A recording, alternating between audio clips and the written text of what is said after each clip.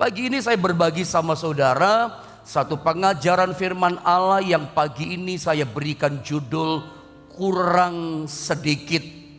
Ya, ada lihat gambar yang pertama itu, biasanya saya mengajar ayat dulu dibaca, pagi ini agak berbeda gitu ya. Saya mulai dengan sebuah ilustrasi, sebuah gambaran cerita untuk membawa Anda pada ayat demi ayat yang saya coba terangkan sama saudara. Sekali lagi kita mau bicara bahas tentang kurang sedikit saja. Anda lihat di monitor saudara, di gambar televisi atau di gadget handphone saudara, itu gambar arena lomba lari. Ada seorang pelari yang hebat, saya cerita dulu. Dia ikut dalam satu pertandingan besar lomba lari. Singkat kata, dalam cerita lomba lari yang besar ini, pelari yang hebat ini sudah nomor 1 di depan, sementara lawan-lawannya tertinggal agak jauh di belakang pelari yang hebat ini. Dan menariknya, pelari yang hebat ini dia sudah mendekati garis finish. Ada lihat di gambar itu, garis finishnya sudah terlihat di depan mata. Kalau saya boleh katakan begini, 90% kemenangan sudah di tangan. Garis finish udah di depan mata kok. Itu piala trofi sudah di tangan rasanya 90%. Dan hadiah bonus yang besar itu rasanya dia akan dapatkan itu, harapannya menang gitu. Tapi ternyata sudah kelihatan garis finish di depan, tinggal kurang sedikit saja. Tiba-tiba pelari yang hebat ini kaki kanannya kram hebat. Jadi keras kaki kanannya kayak kayu yang keras. Langsung jatuh di tanah, coba berdiri merangkak mendekati garis finish, gak bisa, merangkak-rangkak gak kuat. Kaki kanan yang kram itu keras kayak kayu, kesakitan dia, merangkak pun tidak mampu. Padahal 95% udah nyampe garis finish. Aduh, ini pelari yang hebat, menyesalnya kayak apa, kecewanya kayak apa, nangis golong-golong. Kenapa? Hampir menang, kurang sedikit saja mencapai garis finish. Apa yang terjadi? Pelari-pelari yang di belakangnya tadi, yang jauh di belakang, itu menyusul. Tiba-tiba ada sorak-sorai penonton, pertandingan selesai dan dia kalah. Pemenangnya persis yang agak jauh di belakangnya dia.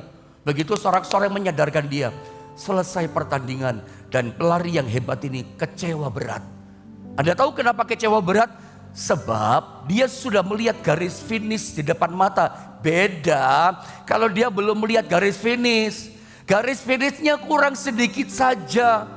Menyelesaikan pertandingannya kurang sedikit saja. Kegagalan yang sudah lihat garis finish itulah membuat dia menyesal, kecewa luar biasa, berlinangan air mata, gagal menang.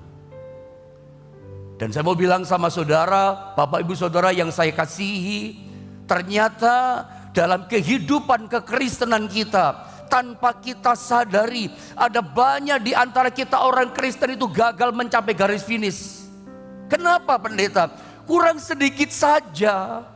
Tapi ada banyak orang gak kecewa, biasa saja.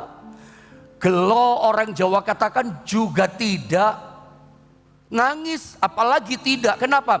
Karena banyak orang Kristen gak melihat garis finishnya masalahnya. Pelari ini yang hebat ini, dia melihat garis finishnya itu ada bonus yang besar, ada hadiah yang besar. Tapi banyak orang Kristen biasa saja, gak mencapai garis finish, gak mencapai visinya Tuhan, gak mencapai tujuannya Tuhan, gak mencapai destininya Tuhan. Karena memang dia gak bisa melihat bahwa yang Tuhan sediakan buat hidupnya itu jauh lebih mulia, jauh lebih indah. Itu masalahnya, gak lihat ujung garis akhirnya, gak bisa terang mata hatinya melihat garis finishnya. Makanya biasa saja.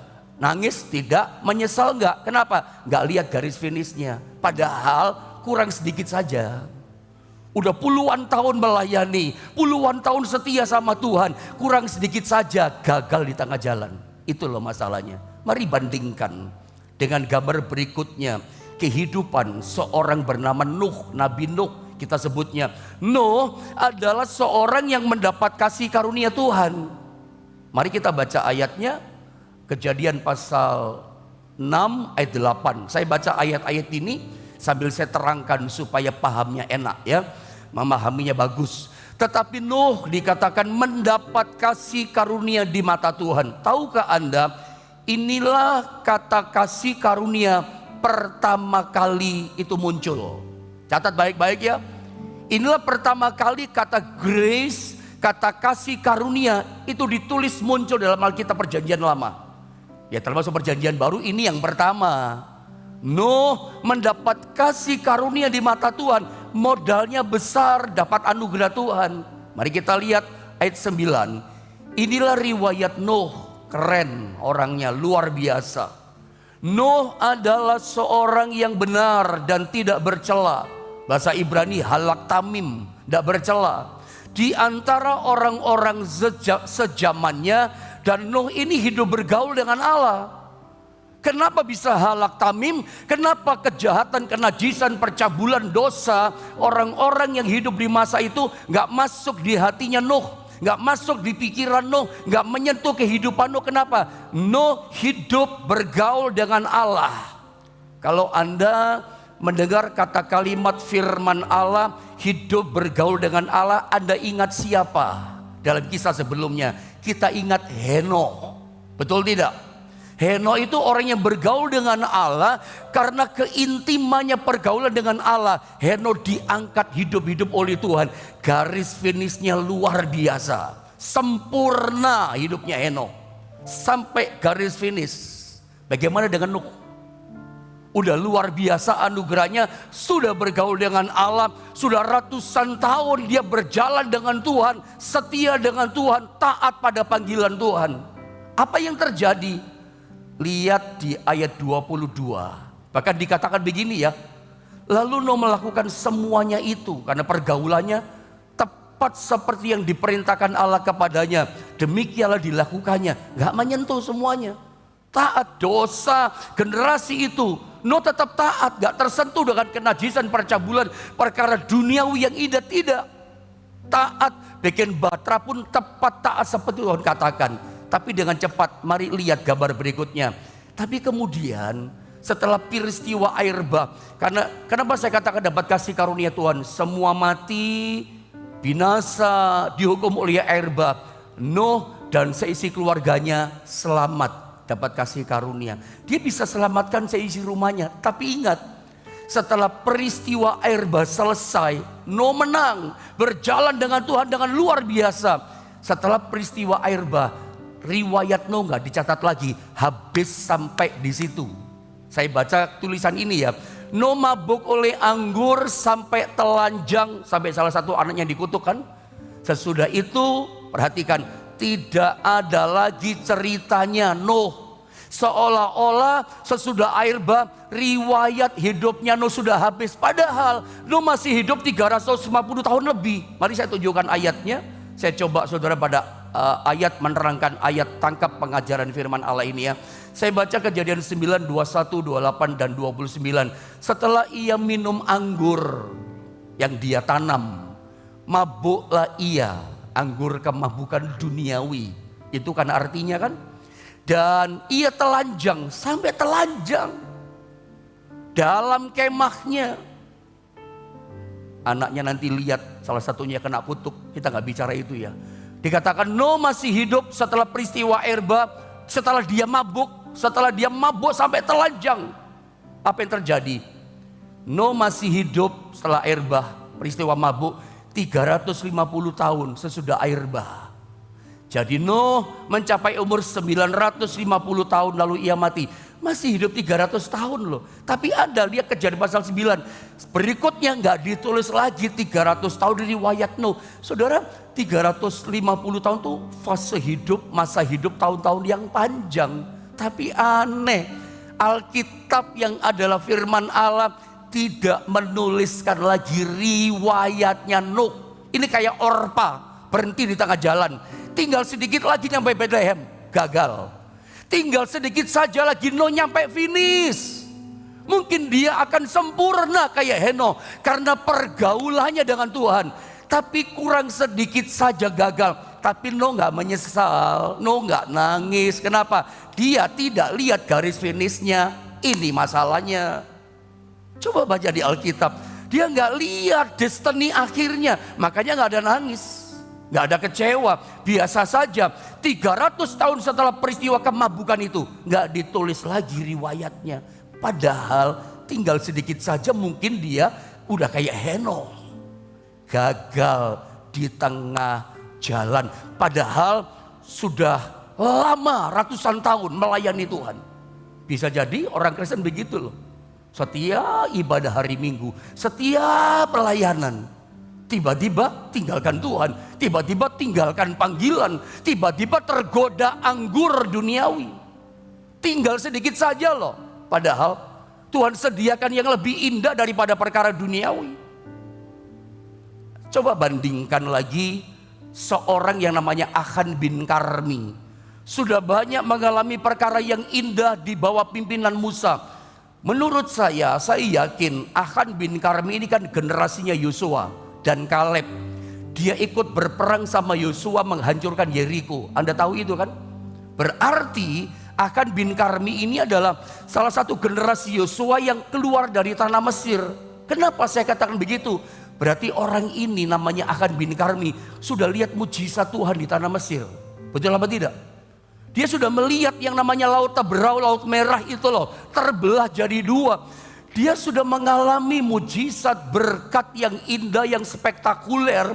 Ketika dia hidupnya dipimpin oleh Tuhan lewat hambanya Nabi Musa. Banyak ngalami berkat, banyak ngalami mujizat.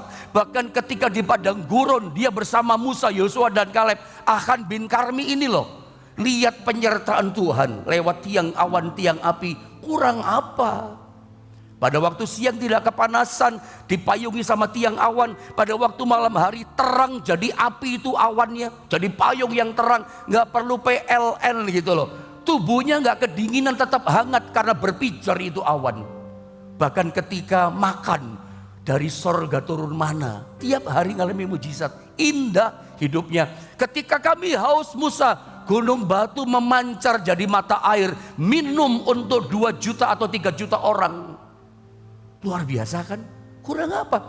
Tapi kok gagal di tengah jalan? Padahal dia sudah nyebrang sungai Yordan. Indah loh. Sungai Yordan terbelah jadi 2. Lalu perang sama Yeriko, menang. Dia ikut keliling, imam-imam di depan Yosua Kaleb itu keliling loh dia Yeriko. Tiba-tiba dia lihat Yeriko runtuh tembok itu. Dia lihat keindahan mujizat spektakuler itu. Lalu tinggal sedikit saja di depan itu Kanaan. Perhatikan saya. Tinggal sedikit saja itu berkat Kanaan, negeri yang limpah dengan susu dan madu. Begitu kalahkan kota Ai depan Kanaan. Anda ngerti itu kan? Ada paham itu kan? Tinggal sedikit saja itu garis finish. Tapi memang dia belum melihat masalahnya. Itu Kanaan dia belum melihat. Di depan masih ada kota Ai. Sayang ya, tinggal sedikit saja, tinggal beberapa langkah saja rencana Tuhan, visinya Tuhan, destiny Tuhan sempurna jadi sama Achan. Kayak Nuh juga. Ketika perang lawan Ai, Tuhan katakan barang-barang tumpas harus ditumpas. Tapi dia gak tumpas. Dia ambil itu perak 200 sikal. Dia ambil emas batangan 50 sikal. Dia ambil kain jubah sendal yang indah. Lalu dia taruh di depan, taruh digali dalam tanah. Coba baca Yosua pasal 7 ayat 1.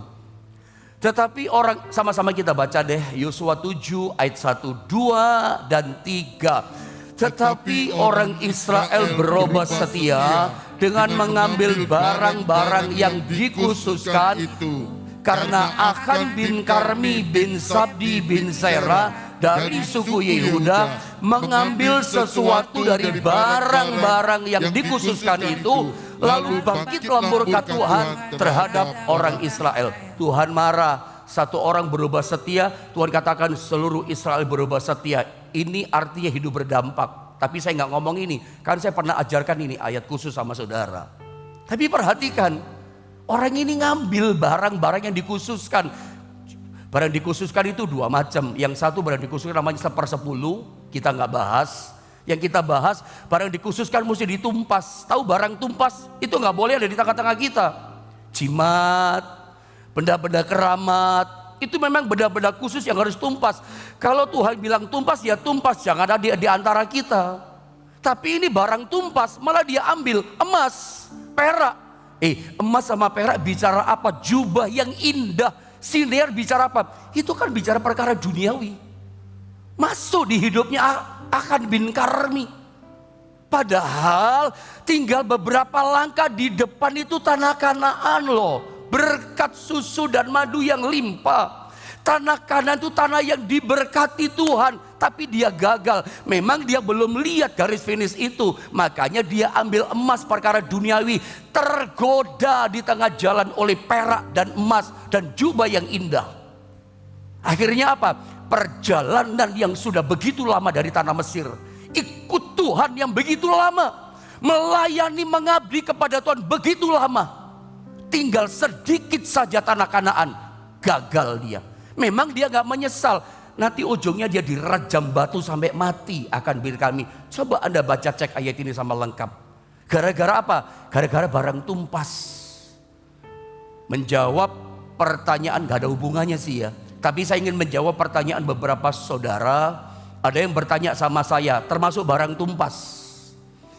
Apakah ini termasuk barang tumpas? Foto, karena ada yang ekstrim. Ada hamba Tuhan yang ekstrim mengajar jemaatnya.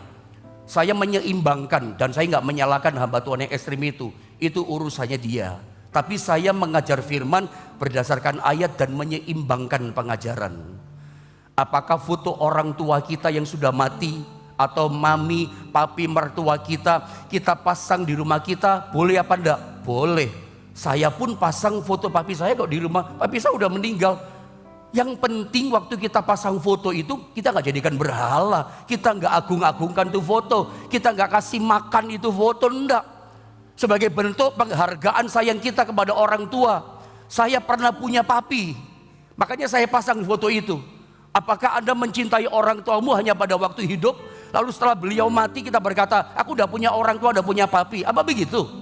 Firman nggak mengajar begitu. Apakah hanya gara-gara pasang foto imanmu jadi rusak, kamu kehilangan keselamatan? Saya tunjukkan satu ayat ya, tolong dicek ya, betul nggak ayatnya? 1 Yohanes pasal 4 ayat yang keempat. 1 Yohanes 4 ayat yang keempat. Apakah foto orang tua kita yang kita pasang di rumah kita yang udah meninggal itu mempengaruhi keselamatan, merusak roh kita, meracuni iman kita? Coba saya baca ayat ini ya, 1 Yohanes 4 ayat yang keempat ya. Kamu berasal dari Allah, anak-anakku, dan kamu telah mengalahkan nabi-nabi palsu. Sebab, perhatikan, sebab apa dikatakan? Roh yang ada di dalam kamu lebih besar daripada roh yang di dunia ini, yang ada di dalam dunia ini. Roh dalam dunia itu ya ilah-ilah, termasuk setan, segala macam berhala. Ingat loh, roh yang di dalam diri kita itu kuasanya jauh lebih besar. Kadang ada orang Kristen aneh-aneh ya. Saya menjadi merasa aneh ketika ada serombongan orang Kristen ya berangkat. Ini maaf ya, cerita apa adanya yang saya lihat ya, bukan menyinggung bagaimana, supaya Anda tahu. Kalau saya nggak cerita Anda nggak tahu nih yang ekstrem-ekstrem begini. Berangkat ke Bali, lalu ada patung di depan pakai selendang ikat pinggang emas, pakai pedang. Mereka bilang apa? Peperangan rohani sama berhala. Apa-apaan saudara? Ada demonstrasi di depan orang. Ini bisa tidak menghargai agama lain, kepercayaan lain. Kenapa sampai patungnya orang ada sampai seperti itu, peperangan rohani? Prinsipnya Anda mesti tahu bahwa roh yang dalam diri kita lebih besar dari segala ilah roh yang ada dalam dunia ini. Yang penting Anda gak nyimpan deh berhala, yang penting Anda gak nyimpan ilah segala macam, yang penting Anda itu gak sembah, gak agungkan, no problem. Memang dalam Keluaran pasal 20, jangan ada ilah apapun di hadapan hadiratku. Yang di atas langit, di bawah air, di atas bumi gak boleh menyerupai apapun. Berarti foto itu kan menyerupai wajah manusia. Ya kita gak sembah foto orang tua kita kok. Masa orang tuamu kamu bilang berhala, apa-apaan gitu. Masa foto wajah papa kita bilang, oh itu berhala, dewa, atau enggak lah. Itu orang tua kita hormati. Meskipun sudah mati, kita hormati. Saya saja masih datang kadang-kadang ke kuburan papi saya. bukan untuk menyembah. Hanya menunjukkan inilah aku berbakti kepada ayahku gitu loh. Apa enggak boleh ke kuburan? Siapa yang bilang enggak boleh? Kadang ada yang ekstrim begitu ya. Saya enggak mengajar ekstrim sama saudara, mengajar firman saya. Itu enggak meracuni keselamatanmu. Masa keselamatan hilang hanya karena benda-benda jasmani begitu? Roh itu ilahi loh saudara. Roh dalam diri kita itu ilahi, besar kuasanya. Apa kamu enggak percaya besar kuasa Tuhan? Rusak iman percaya kuasa kita hanya karena yang terpampang. Yang penting Anda enggak berpaling dari Tuhan kan. Kalau Anda mulai sembah itu foto, ya Anda menduakan Tuhan. Anda jadikan foto berhala, nah itu enggak boleh. Jangan gitu. Nah kita lihat kembali kepada firman. Itu jawaban saya kepada pertanyaan saudara. Karena kebetulan barang tumpas kan. Jimat, benda keramat, kalau itu berhala ya enggak boleh. Selama dipasang sebagai bakti, aku punya papi, punya mama, ya boleh dong. Tanda kita cinta kepada orang tua. Kok saya juga cinta pada papi saya, meskipun papi saya udah meninggal. Itu loh saudara ya. Nah kita kembali kepada kisah tentang Achan. Achan gagal. Tinggal sedikit saja tergoda sama emas. Iya kan? Tergoda sama perak. Menurut Anda emas perak gambaran apa? Dunia. Kenikmatan dunia.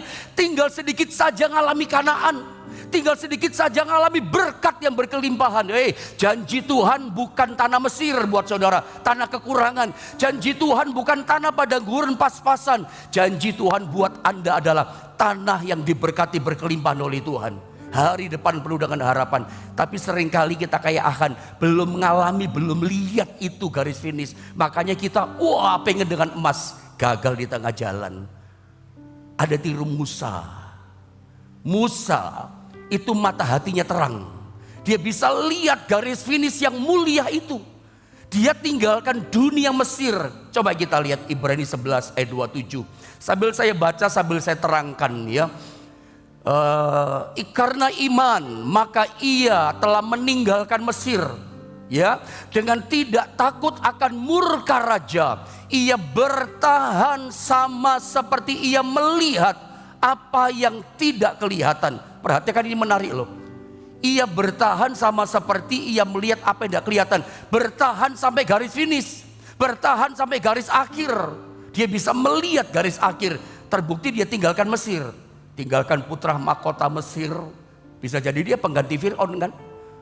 Tinggalkan kemewahan harta dunia Mesir, kenikmatan dunia Mesir. Dia malah berpaling tinggalkan. Kenapa? Melihat garis finish yang Tuhan sediakan. Makanya berani tinggalkan semua. Kebalikannya Achan, kebalikannya Nuh, kebalikannya Adam dan Hawa. Godaannya sama. Hawa pengen seperti Allah kan, makan buah pengetahuan dan jahat. Gagal dalam rencana Tuhan. Kadang banyak kita hidup kekristenan kita nggak sadar seperti itu. Kadang kita ngalami seperti namanya Korah. Coba lihat, saya coba terangkan dari ayat-ayat ya. Mazmur 73 ayat 17 ini Korah. Saya terangkan ayat 16. Mazmur 73. Tetapi ketika aku bermaksud untuk mengetahuinya, hal itu menjadi kesulitan bagi mataku. Kesulitan di mataku. Jadi dia lihat gini, kok hidupnya orang itu enak ya. Hidupnya kok sukacita, kok dia berkelimpahan. Gak kenal Tuhan, hidupnya fasik, kok gemuk, sehat, segar. Kok jobnya banyak, kok diberkati ekonominya. Lalu dia lihat, aku kok susah, hidupku kok menderita, kok banyak masalah. Dia coba pengen cari tahu dengan matanya, kenapa? Gak bisa lihat dia. Kapan terjadi perubahan? Ayat 17. Sampai apa? Sampai aku masuk ke dalam tempat kudus Allah dan memperhatikan kesudahan. Kesudahan itu garis finishnya mereka dia lihat. Akhirnya dia lihat garis finishnya orang-orang yang enak hidupnya tapi sembrono dengan perkara dunia. Ujungnya juga menderita dan binasa. Dia bisa lihat. Kapan dia bisa lihat? Ketika dia naik ke hadirat Allah. Ketika dia bergaul dekat dengan Allah, dia bisa lihat. Oh, ternyata meskipun aku susah hadapi tantangan berjuang dengan Tuhan, Tuhan sediakan yang lebih indah daripada mereka semua. Ini mata hati terang. Dalam pergumulan tetap terang mata hati, gak salah pilih, gak salah jalan. Tinggal sedikit saja kok Tuhan sediakan buat kita. Ini beruntungnya kalau Anda datang ke gereja beribadah digembalakan, Anda beribadah seperti pagi ini, ibadah meskipun online, tapi Roh Kudus bekerja dan firman Tuhan disingkapkan rahasianya. Sebab begini, ketika firman Allah disingkapkan rahasianya, itu membuat mata hatimu jadi terang. Bisa melihat jauh ke depan sampai garis finish panggilan terakhir Tuhan. Kita bisa lihat yang Tuhan sediakan jauh lebih indah. Kadang tinggal sedikit saja kita gagal. Anda jangan seperti Lot. Abraham itu gak mau Sodom. Lot sukanya Sodom Gomora. Abraham gak mau. Padahal Abraham punya kesempatan besar untuk tinggal di Sodom. Ada ingat ketika Lot sama Raja Sodom seluruh rakyat ditawan. Raja Sodom ditawan sama raja yang lain. Kayak Dorlaomer itu cerita itu. Ditawan loh saudara ya. Abraham yang bebaskan, termasuk Lot dan Raja Sodom. Menang kan? Sebetulnya kalau Abraham misalnya minta, tolong berikan aku tempat di depan pintu gerbang, bikinin rumah yang besar, istana besar, Raja Sodom tidak akan keberatan. Karena Abraham pahlawannya Sodom Gomora. Abraham mau? Tidak mau.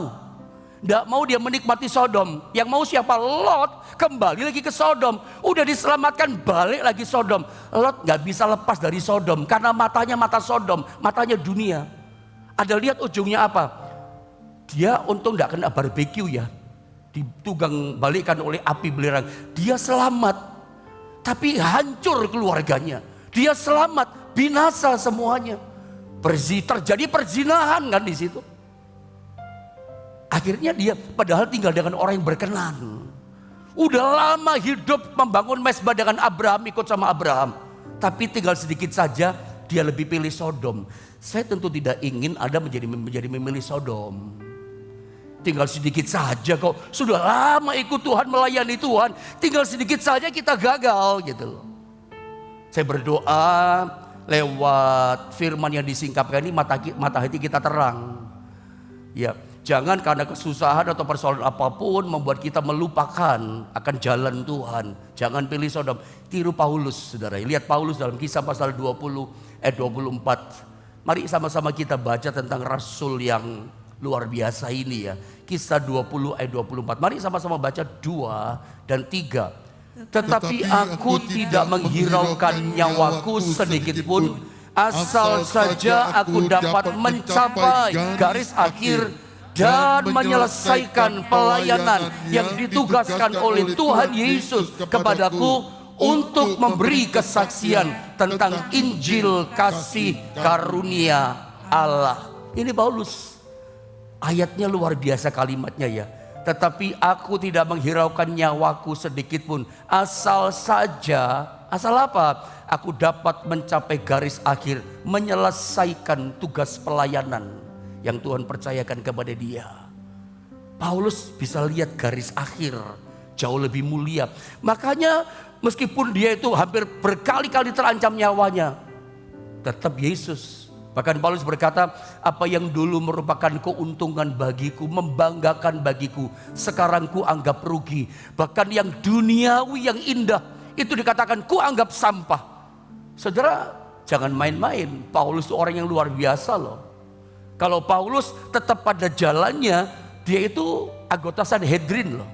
Bisa jadi dia menjadi pemimpin Sanhedrin, orang yang mulia, jabatan pimpinan yang hebat di tengah anggota Sanhedrin. Orang ini orang pintar, muridnya Gamaliel.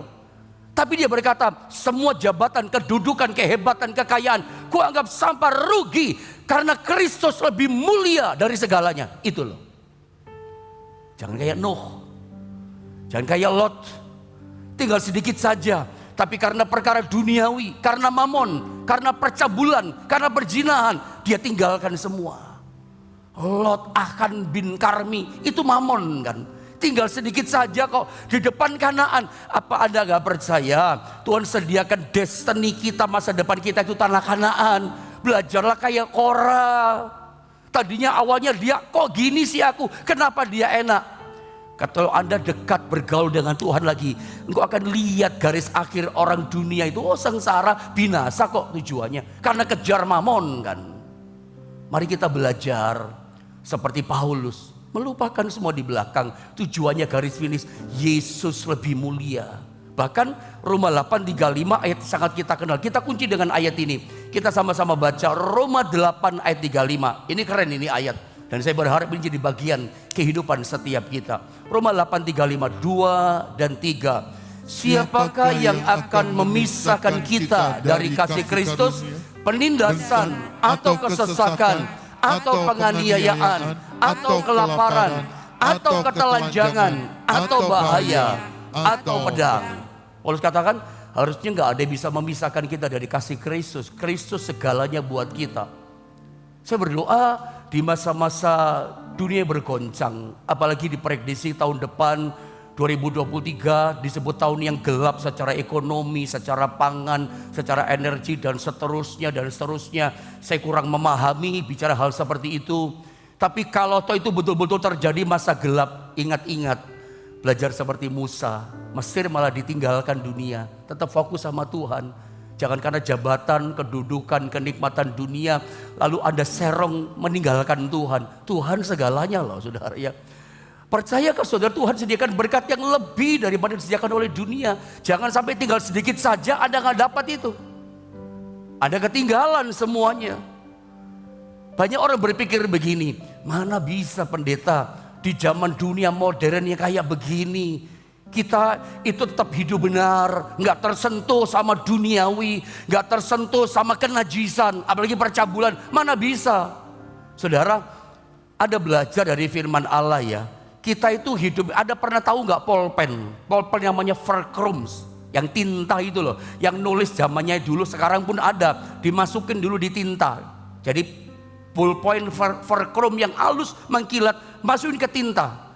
Lalu Anda angkat, itu ada beberapa 3-4 butir tinta nempel di Verkrum yang mengkilat. Ada goyang 2-3 kali, itu tinta yang hitam nempel itu jatuh semua, nggak bisa nempel. Gak bisa masuk kayak Akan bin Karmi, duniawinya masuk ke situ. Gak bisa, itu jatuh. Nah banyak kita bukan kayak polpen ini, banyak kita kayak kertas.